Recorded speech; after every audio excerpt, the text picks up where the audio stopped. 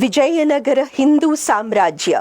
ವಿಜಯನಗರ ಹಿಂದೂ ಸಾಮ್ರಾಜ್ಯ ಬಗ್ಗೆ 6ನೇ ಕ್ಲಾಸಲ್ಲಿ, 8ನೇ ಕ್ಲಾಸಲ್ಲಿ, 10ನೇ ಕ್ಲಾಸಲ್ಲಿ, ಸೆಕೆಂಡ್ PUC ಯಾವ ಇತಿಹಾಸದ ಪಠ್ಯ ಪುಸ್ತಕ ನಮ್ಮಲ್ಲಿ ತೆಗೆದ್ರೂ ವಿಜಯನಗರ ಹಿಂದೂ ಸಾಮ್ರಾಜ್ಯದ ಬಗ್ಗೆ ಒಂದು ಪಾಠ ಇರುತ್ತೆ. ಅದರಲ್ಲಿ ಕರೆಕ್ಟಾಗಿ ಒಂದು ಪ್ಯಾರಾಗ್ರಾಫ್ ಇರುತ್ತೆ.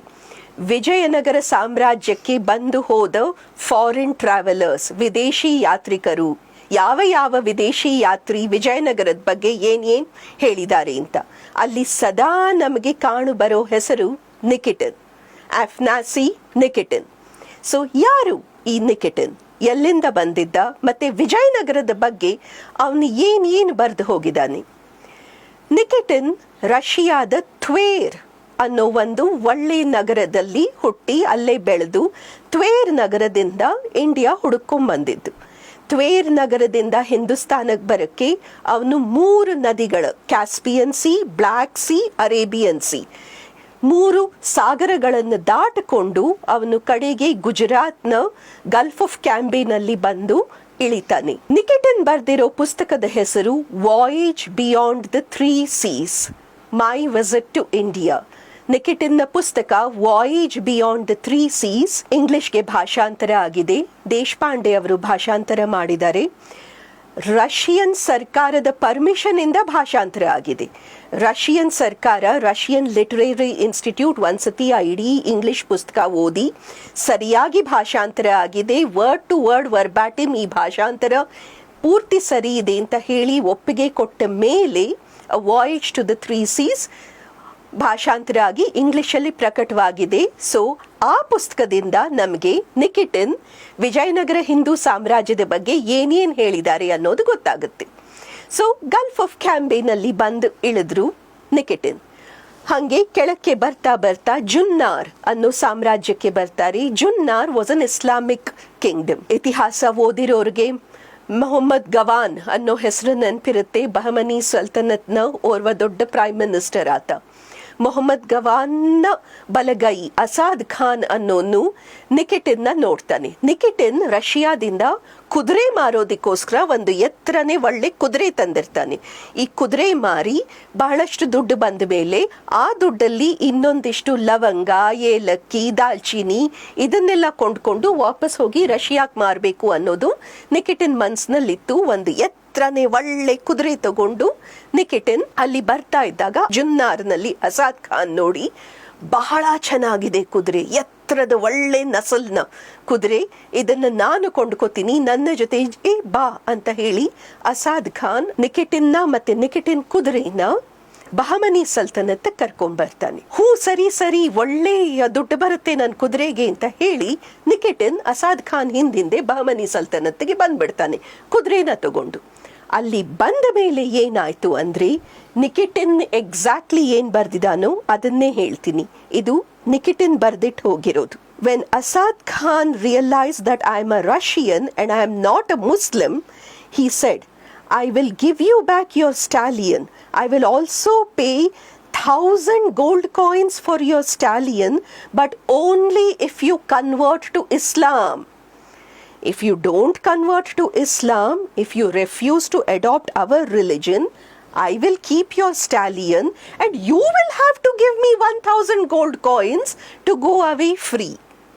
ಇದು ನಿಕಿಟನ್ ತನ್ನ ಪುಸ್ತಕ ವಾಯೇಜ್ ಬಿಯಾಂಡ್ ದ 3 ಸೀಸ್ ನಲ್ಲಿ ಬರ್ದಿರೋದು. ಅಂದ್ರೆ ನಿನ್ನ ಕುದುರೆಯನ್ನು ಕೊಂಡ್ಕೋತೀನಿ, ಕುದುರೆಗೆ 1,000 ಸೋನಾ ಸ್ವರ್ಣ ಮೊಹರ್ಗಳನ್ನು ಕೊಡ್ತೀನಿ, ಆದ್ರೆ ನೀನು ಮುಸ್ಲಿಂ ಆಗಬೇಕು. ನೀ ಮುಸ್ಲಿಂ ಆಗದೆ ಹೋದ್ರೆ ನಿನ್ ಕುದುರೆನ್ ಕಿತ್ಕೋತೀನಿ, ನೀ ನನಗೆ 1,000 ಸ್ವರ್ಣ ಮೊಹರ್ ಕೊಡಬೇಕು ಜೀವ ಬಚಾಯಿಸ್ಕೊಂಡು ಹೋಗೋದಿಕ್ಕಾಗಿ ಅಂತ. ಬೇರೆ ಏನು ಮಾಡಕ್ಕಾಗ್ದಿಲ್ಲ ನಿಕಿಟನ್ನ ಹೆಸರು ಆಗೋಯ್ತು ಯೂಸುಫ್ ಖುರಾಸಾನಿ. ಇದ್ರ ಬಗ್ಗೆ ನಿಕಿಟನ್ ಬಹಳ ವಿಷಾದ ವ್ಯಕ್ತಪಡಿಸ್ತಾನೆ. ಯಾಕೆಂದ್ರೆ ಜನ್ಮದಿಂದ ಅವನು ರಷ್ಯನ್ ಆರ್ಥೋಡಾಕ್ಸ್ ಕ್ಯಾಥೋಲಿಕ್ ಚರ್ಚ್ನ ಕ್ರಿಶ್ಚಿಯನ್. ಭಾನುವಾರ ಅವನಿಗೆ ಚರ್ಚ್ಗೆ ಹೋಗಿ ಅಭ್ಯಾಸ ಆಗಿತ್ತು, ಇಡೀ ಬೈಬಲ್ ಓದಿದ್ದ. ಅಚಾನಕ್ಕಾಗಿ ಈ ರೀತಿ ಅವನ ಹೆಸರು ಯೂಸುಫ್ ಖುರಾಸಾನಿ ಅಂತ ಜೀವ ಬಚಾಯಿಸ್ಕೊಳ್ಳೋದಕ್ಕೆ ಯೂಸುಫ್ ಖುರಾಸಾನಿ ಅಂತ ಬದಲಾಗೋದಾಗ ನಿಕಿಟನ್ ಅದ್ರ ಬಗ್ಗೆ ತುಂಬಾ ವಿಷಾದ ವ್ಯಕ್ತಪಡಿಸ್ತಾನೆ. ಆಮೇಲೆ ಹಾಗೆ ದಾಟಿಕೊಂಡು ಬೀದರ್ಗೆ ಬಂದು ನಂತರ ವಿಜಯನಗರ ಹಿಂದೂ ಸಾಮ್ರಾಜ್ಯಕ್ಕೆ ಬರ್ತಾನೆ. ವಿಜಯನಗರ ಹಿಂದೂ ಸಾಮ್ರಾಜ್ಯಕ್ಕೆ ಬಂದ ಕೆಲವು ದಿವಸದ ಮೇಲೆ ಯೋಚಿಸ್ಕೊಂಡು ಬರ್ತಾನೆ, ಬಹಮನಿ ಸಲ್ತನತ್ ದಾಟಿ ವಿಜಯನಗರ ಹಿಂದೂ ಸಾಮ್ರಾಜ್ಯಕ್ಕೆ ಬರ್ತಾ ಇದ್ದೀನಿ, ಇಲ್ಲಿ ಏನಾಗುತ್ತೋ ಏನೋ, ಇಲ್ಲಿ ನನ್ನನ್ನು ಹಿಂದೂ ಮಾಡಿಬಿಡ್ತಾರಾ, ಇಲ್ಲಿ ನನಗೆ ಒಂದು ಹಿಂದೂ ಹೆಸರು ತಗೋಬೇಕಾಗತ್ತಾ ಅಂತ. ಆದರೆ ಆಗ್ತಾನೆ ಬರೀತಾನೆ, ಆ ರೀತಿ ಏನೂ ಆಗಲಿಲ್ಲ. ಸಂತೋಷವಾಗಿ ಸ್ವಲ್ಪ ದಿವಸ ವಿಜಯನಗರ ಹಿಂದೂ ಸಾಮ್ರಾಜ್ಯದಲ್ಲಿ ಇದ್ದ ನಿಕಿಟಿನ್ ಒಂದು ದಿವಸ ತನ್ನ ಹಿಂದೂ ಸ್ನೇಹಿತರಿಗೆ ಹೇಳ್ತಾನೆ, ನನ್ನ ಹೆಸರು ನಿಕಿಟಿನ್, ದಯವಿಟ್ಟು ನನ್ನನ್ನು ಯೋಸೆಫ್ ಖೊರಾಸಾನಿ ಅಂತ ಕೂಗಬೇಡಿ, ನನ್ನ ಹೆಸರು ನಿಕಿಟಿನ್ ಅಂತ. ಸೊ ಮಾನ್ಯ ದಿವಸ ಅವನ ಹಿಂದೂ ಸ್ನೇಹಿತರು ನಿಕಿಟಿನ್ ಅಂತ ಕೂಗಿದಾಗ ಅವನಿಗೆ ತುಂಬಾ ಸಂತೋಷ ಆಗುತ್ತೆ. ತಾನೇ ಹೇಳ್ತಾನೆ, ಎಷ್ಟೋ ದಿವಸಗಳಾಗೋಗಿತ್ತು ಯಾರು ನನ್ನ ನಿಕಿಟಿನ್ ಅಂತ ಕೂಗಿ, ಎಷ್ಟೋ ದಿನ ತಿಂಗಳು ಕಳೆದು ಹೋಗಿತ್ತು. ಇನ್ನೊಂದು 6 ತಿಂಗಳು ವರ್ಷ ಹಿಂಗೆ ಯೋಸೆಫ್ ಖೊರಾಸಾನಿ ಅಂತ ಕೂಗಿದ್ದಿದ್ರೆ ನನ್ನ ನಿಜವಾದ ಹೆಸರು ನನಗೆ ಮರ್ತು ಹೋಗ್ತಿತ್ತು. ಎಷ್ಟೋ ದಿನದ ಮೇಲೆ ನನ್ನ ಹಿಂದೂ ಸ್ನೇಹಿತರು ನಿಕಿಟಿನ್ ಅಂತ ಕೂಗಿದಾಗ ನಂಗೆ ಎಷ್ಟು ಸಂತೋಷ ಆಯಿತು ಅಂತ ಹೇಳ್ಕೊಳ್ಳಿಕ್ಕೂ ಆಗೋದಿಲ್ಲ ಅಂತ. ಸೊ ಆ ಹಿಂದೂ ಸ್ನೇಹಿತರು ಹೇಳ್ತಾರೆ, ಶ್ರೀಶೈಲ ಮಲ್ಲಿಕಾರ್ಜುನ ದೇವಸ್ಥಾನಕ್ಕೆ ಹೋಗ್ತಾ ಇದ್ದೀವಿ, ಶಿವರಾತ್ರಿ ನಡೆಯುತ್ತೆ, ಒಂದು ವಾರ ಇಡೀ ಶಿವರಾತ್ರಿ ನಡೆಯುತ್ತೆ. ಶಿವರಾತ್ರಿ ದಿವಸ ಜಾಗರಣೆ ಮಾಡ್ತೀನಿ, ಮಿಕ್ಕಿದ ದಿವಸ ಎಲ್ಲ ರಥೋತ್ಸವ, ಆ ಪೂಜೆ, ಈ ಅಲಂಕಾರ ಆ ಅಲಂಕಾರ ಎಲ್ಲ ಇರುತ್ತೆ, ನಾವೆಲ್ಲ ಹೋಗ್ತಿದ್ದೀವಿ, ನೀನು ಬರ್ತೀಯಾ ಅಂತ. ನಿಕಿಟಿನ್ ಹೇಳ್ತಾನೆ, ಹ್ಞೂ ಸರಿ, ಎಷ್ಟು ಖರ್ಚಾಗುತ್ತೆ ಹೋಗೋದಿಕ್ಕೆ ಬರೋದಿಕ್ಕೆ ಊಟ ತಿಂಡಿಗೆ ಅಂತ. ಆಗ ಅವನ ಹಿಂದೂ ಸ್ನೇಹಿತರು ನಕ್ಬಿಟ್ಟು ಹೇಳ್ತಾರೆ, ವಿಜಯನಗರದ ಇಂದಿನ ರಾಜನ ಹೆಸರು ರಾಜ ವಿರೂಪಾಕ್ಷರಾಯ. ರಾಜ ವಿರೂಪಾಕ್ಷರಾಯನ ಹಿಂದೂ ಸಾಮ್ರಾಜ್ಯ. ದಾನ ಧರ್ಮ ಕೊಡೋಕ್ಕೆ, ಪಂಡಿತ್ ಪುರೋಹಿತ ಕೊಡೋಕ್ಕೆ ಬೇಕಾದ್ರೆ ನಿಂಗೆ ಎಷ್ಟು ಬೇಕೋ ನೀ ಎಷ್ಟು ದುಡ್ಡು ತಗೋ, ಊಟ ತಿಂಡಿ ಎಲ್ಲ ಫ್ರೀ.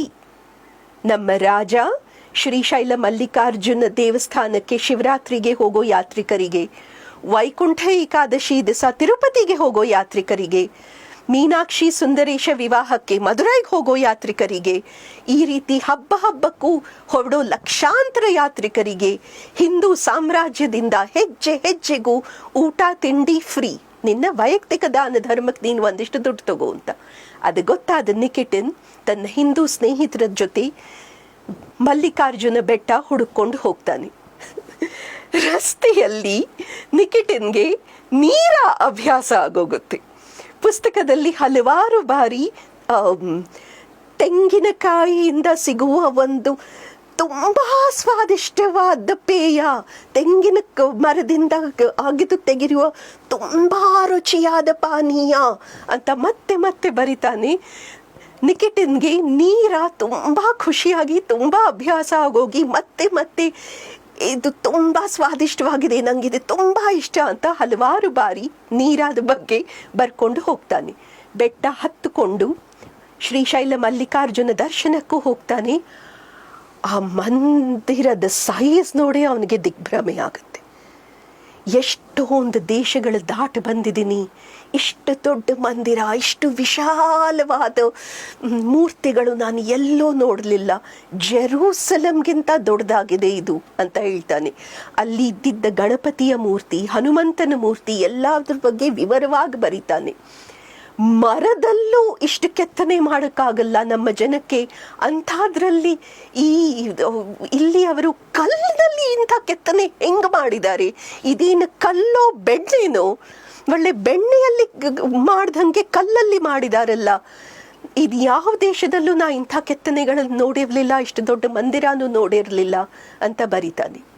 ಮತ್ತೆ ವಾಪಸ್ ಬಂದ ವಿಜಯನಗರದಲ್ಲಿ ವಿಜಯನಗರದಲ್ಲೂ ಅವನು ಬಹಳಷ್ಟು ಬರೆದಿದ್ದಾನೆ. ಒಂದ್ಸರ್ತಿ ಹೇಳ್ತಾನೆ, ಒಂದು ಗುಂಪು ಹೆಂಗಸರಿದ್ರು, ಎಲ್ಲರ ಕತ್ತಲ್ಲೂ 2-3 ಎಳೆ ಮುತ್ತಿನ ಮಾಲೆಗಳಿದ್ವು. ಆಮೇಲೆ ಇಲ್ಲೆಲ್ಲ ಮುತ್ತಿತ್ತು, ಇಲ್ಲೆಲ್ಲ ತಲೆ ಮೇಲೆ ಮುತ್ತು ಹವಳ ಹಾಕ್ಕೊಂಡಿದ್ರು. ನಾನು ಮೊದಲು ಅಂದ್ಕೊಂಡೆ ರಾಜಪರಿವಾರದವ್ರು ಇರಬೇಕು, ಯಾವುದೋ ಮಹಾರಾಣಿ ಮತ್ತು ಮಹಾರಾಣಿಯ ತಂಗಿಯರು ನಾದ್ನಿಯರು ಅವರು ಇವರು ಅಂತ. ಆಮೇಲೆ ಗೊತ್ತಾಯ್ತು ರಾಜಪರಿವಾರ ಅಲ್ಲ, ದಿನನಿತ್ಯ ಓಡಾಡೋ ವಿಜಯನಗರದ ಹೆಂಗಸರೆಯ 2-3 ಮುತ್ತಿನ ಮಾಲೆ ಹಾಕ್ಕೊಂಡು ಓಡಾಡ್ತಿರ್ತಾರೆ ಅಂತ. ಆಗ ನಾನು ಅಂದ್ಕೊಂಡೆ, ಮಹಾರಾಣಿಯನ್ನು ನಾನು ಕಣ್ಣಾರ ನೋಡಲಿಲ್ಲ, ಆದರೆ ನಾನು ಇವತ್ತಿಗೂ ಯೋಚಿಸ್ತೀನಿ, ಸರ್ವೇ ಸಾಮಾನ್ಯ ಮಾರ್ಕೆಟ್ಗೆ ತರಕಾರಿ ತಗೊಳಕ್ಕೆ ಬರೋರು 2-3 ಮುತ್ತಿನ ಮಾಲೆ ಹಾಕ್ಕೊಂಡು ಬಂದರೆ ಇನ್ನು ಮಹಾರಾಣಿ ಹತ್ರ ಎಷ್ಟಿದೆಯೋ ಏನೋ ಅಂತ. ಆಮೇಲೆ ಆನೆಯನ್ನ ಮೊದಲನೇ ಬಾರಿ ನಿಕಿಟಿನ್ ನೋಡಿದ್ದು ಭಾರತ ವರ್ಷಕ್ಕೆ ಬಂದ ರಷ್ಯಾದಲ್ಲಿ ಆನೆಗಳಿಲ್ಲ. ರಷ್ಯಾದ ಆನೆಗಳಿರೋದೇ ಆಫ್ರಿಕಾ ಆ್ಯಂಡ್ ಇಂಡಿಯಾದಲ್ಲಿ. ಅವನು ಆನೆಯನ್ನೇ ನೋಡಿರಲಿಲ್ಲ. ಸೊ ಆನೆಯನ್ನು ನೋಡಿ ಅದನ್ನು ಇಷ್ಟುದ್ದ ಬರಿತಾನೆ. 11 ಆನೆಗಳಿದ್ದವು. 11 ಆನೆಗಳ ಬೆನ್ನ ಮೇಲೆ ಒಂದು ಡಿಟ್ಯಾಚಬಲ್ ರೂಮ್ ಇತ್ತು ಅಂತ. ನಿಜವಾಗ್ಲೂ ಅಂಬಾರಿ ಅನ್ನೋ ಕನ್ನಡ ಪದಕ್ಕೆ ರಷ್ಯಾದಲ್ಲಿ ಯಾವ ಟ್ರಾನ್ಸ್ಲೇಷನ್ನೂ ಇಲ್ಲ. ಆನೆನೇ ಇಲ್ಲ. ನಮಗೆ ಅದು ಅಸಾಮಾನ್ಯ, ಆನೆಯ ಮೇಲೆ ಅಂಬಾರಿ ಕಂಡೆ ಅಂತ. ಆದರೆ ಆನೆನೇ ನೋಡಿರಲಿಲ್ಲ. ಸೊ ಅಂಬಾರಿ ಅಂದರೆ ಅವನಿಗೆ ರಷ್ಯಾದಲ್ಲಿ ಅದಕ್ಕೆ ಪದಾನೇ ಗೊತ್ತಿರಲಿಲ್ಲ. ಸೊ ಮತ್ತೆ ಬರಿತಾನೆ, ಆನೆಯ ಮೇಲೆ ಡಿಟ್ಯಾಚಬಲ್ ರೂಮ್, ಆನೆಯ ಮೇಲೆ ಕಟ್ಟಿ ಇಳಿಸಬಹುದಾದಂಥ ಕೊಠಡಿ ಅಂತ. ಮತ್ತೆ ಹೇಳ್ತಾನೆ, ಈ ಆನೆಯ ಸೊಂಡಲಗಳ ಮೇಲೆ ಎಷ್ಟು ಚಿನ್ನ ಬೆಳ್ಳಿ ಇದೆ ಅಂದರೆ ತ್ವೇರ್ ಸರ್ಕಾರದ ಖಜಾನೆಯಲ್ಲೂ ಅಷ್ಟು ಚಿನ್ನ ಬೆಳ್ಳಿ ಇದೆಯೋ ಇಲ್ವೋ, ಕೇವಲ ಈ 11 ಆನೆಯ ಸೊಂಡಲಗಳ ಮೇಲೆ ಅಷ್ಟು ಚಿನ್ನ ಬೆಳ್ಳಿ ಇದೆ ಅಂತ. ಇದನ್ನೆಲ್ಲ ಸುಮಾರು 3 ವರ್ಷ ಕೆಲವು ತಿಂಗಳು ಬಹಮನಿ ಸಲ್ತನತ್ನಲ್ಲಿ ಮತ್ತೆ ಸುಮಾರು ಸಮಯ ವಿಜಯನಗರದಲ್ಲಿ ಕಳೆದ ನಂತರ ನಿಕಿಟಿನ್ ವಾಪಸ್ ರಷ್ಯಾಕ್ಕೆ ಹೊರಟರು. ಇಂಡಿಗೋ, ನೀಲಿ ಇಂಡಿಗೋ, ದಾಲ್ಚೀನಿ, ಏಲಕ್ಕಿ, ಮೆಣಸು, ಅರಿಶಿನ ಎಲ್ಲ ತಗೊಂಡು ವಾಪಸ್ಸು ರಷ್ಯಾಕ್ಕೆ ಹೊರಟರು. ಕಡೇ ತನಕ ಡೈರಿ ಬರಿತಾನೇ ಇದ್ರು. ಹೊರಡುವಾಗಲೂ ಹೇಳ್ತಾರೆ, ವಿಜಯನಗರ ಸಾಮ್ರಾಜ್ಯ ದಾಟೋ ತನಕ ನನ್ನ ಹೆಸರು ನಿಕಿಟಿನ್, ಅದಾದ ಮೇಲೆ ರಷ್ಯಾ ತಲುಪೋ ತನಕ ನಾನು ಸುಳ್ಳು ಹೇಳ್ತಾ ಇರಬೇಕು, ನನ್ನ ಹೆಸರು ಯೂಸುಫ್ ಖುರಾಸಾನಿ, ನನ್ನ ಹೆಸರು ಯೂಸುಫ್ ಖುರಾಸಾನಿ ಅಂತ. ಮತ್ತೆ ರಷ್ಯಾ ತಲುಪಿದ ಮೇಲೆ ನಾನು ಮತ್ತೆ ನಿಕಿಟಿನ್ ಅಂತ. ದುಃಖ ಏನು ಅಂದರೆ, ಇನ್ನೇನು ಸ್ವಗ್ರಾಮ ತ್ವೇರ್, ಇನ್ನೇನು ಸ್ವಗ್ರಾಮ ಇನ್ನೊಂದು 2 ದಿವಸ ದೂರ ಇದೆ ಎನ್ನುವಾಗ ಪಾಪ ನಿಕಿಟಿನ್ ಸತ್ತು ಹೋದ್ರು. ಆದರೆ ನಿಕಿಟಿನ್ ಬರೆದಿದ್ದ ಇಷ್ಟು ದಪ್ಪ ಪುಸ್ತಕನ ಅವರ ಸ್ನೇಹಿತರು ರಷ್ಯಾದ ಅಂದಿನ ರಾಜಕುಮಾರ ಐವಾನ್ ದ ಥರ್ಡ್ಗೆ ಕೊಟ್ಟು ಐವಾನ್ ದ ಥರ್ಡ್ ಅದನ್ನು ಪಬ್ಲಿಷ್ ಮಾಡಿದ್ರು. ಆ ಪುಸ್ತಕ ಇಂಗ್ಲಿಷ್ಗೆ ಭಾಷಾಂತರ ಆಗಿದೆ. ನಿಕಿಟಿನ್ ವಿಜಯನಗರ ಹಿಂದೂಗಳ ಬಗ್ಗೆ, ರಾಜರ ಬಗ್ಗೆ, ರಾಜ ವಿರೂಪಾಕ್ಷರಾಯರ ಬಗ್ಗೆ, ಕೊಠಡಿಗಳ ಬಗ್ಗೆ, ರಸ್ತೆಗಳು, ಒಳಚರಂಡಿಗಳು, ಪುಷ್ಕರಣಿಗಳು ಎಲ್ಲದನ್ನು ತುಂಬ ಚೆನ್ನಾಗಿ ವರ್ಣಿಸಿದ್ದಾನೆ. ಇನ್ನೂ ಏನೇನೋ ವರ್ಣಿಸಿದ್ದಾನೆ. ಬಿಡುವಾಗಿದ್ದಾಗ ಒಮ್ಮೆ ಈ ಪುಸ್ತಕ ಓದಿ, ಈ ಪುಸ್ತಕ ನಿಜವಾಗ್ಲೂ ಭವ್ಯವಾಗಿತ್ತು ಅಂತ ನಾವು ಏನು ಹೇಳ್ತೀವಿ ಅದು ಸುಳ್ಳಲ್ಲ, ನಿಜವಾಗ್ಲೂ ಭವ್ಯವಾಗಿತ್ತು. ಅದಕ್ಕೆ ನಿಕಿಟಿನ್ನೇ ಸಾಕ್ಷಿ. ನಮಸ್ತೆ.